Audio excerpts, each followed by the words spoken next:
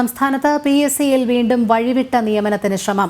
പുതുതായി നിയോഗിച്ച സംസ്ഥാന ഭക്ഷ്യ കമ്മീഷൻ ചെയർമാന്റെ യോഗ്യത സംബന്ധിച്ചാണ് ഇപ്പോൾ ആരോപണങ്ങൾ ഉയരുന്നത്.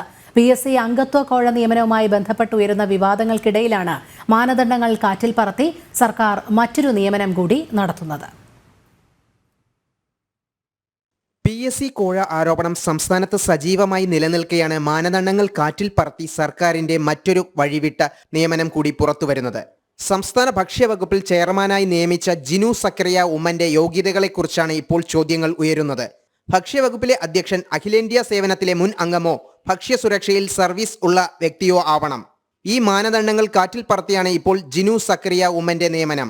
ഇത് അവഗണിച്ചാണ് സർക്കാർ ജിനു സക്കറിയ ഉമ്മനെ വഴിവിട്ട സഹായം നൽകിയിരിക്കുന്നത്. തസ്തികയിലേക്ക് അപേക്ഷിച്ചവരുടെ കൂട്ടത്തിൽ IAS, റിട്ടയർഡ് IAS ഉദ്യോഗസ്ഥർ ഉണ്ടായിരിക്കെയാണ് സർക്കാരിന്റെ ഈ നീക്കം. എന്നാൽ സംസ്ഥാന ഫുഡ് കമ്മീഷൻ ചെയർമാൻ പദവി സംസ്ഥാനത്തിന് കീഴിലുള്ള തസ്തികയല്ലെന്നാണ് ജിനു സക്കറിയ ഉമ്മന്റെ നിയമനവുമായി ബന്ധപ്പെട്ട് അനുകൂലിക്കുന്നവരുടെ വിചിത്രമായ വാദം. അതേസമയം ജിനുവിന്റെ നിയമനം സർക്കാരിനെ കൂടുതൽ നിയമക്കുരുക്കിലേക്കാണ് നയിക്കുന്നത്. അടിക്കടി സർക്കാരിനെതിരെയും നേതൃത്വം നൽകുന്ന പാർട്ടിക്കെതിരെയും ഉയരുന്ന നിയമന വിവാദങ്ങൾ സർക്കാരിനെയും CPMനെയും പ്രതിക്കൂട്ടിലാക്കുന്നു. അതേസമയം ഉയർന്നു വന്ന ആരോപണങ്ങളിൽ സർക്കാർ ഇതുവരെ പ്രതികരിച്ചിട്ടുമില്ല. ജനം, തിരുവനന്തപുരം.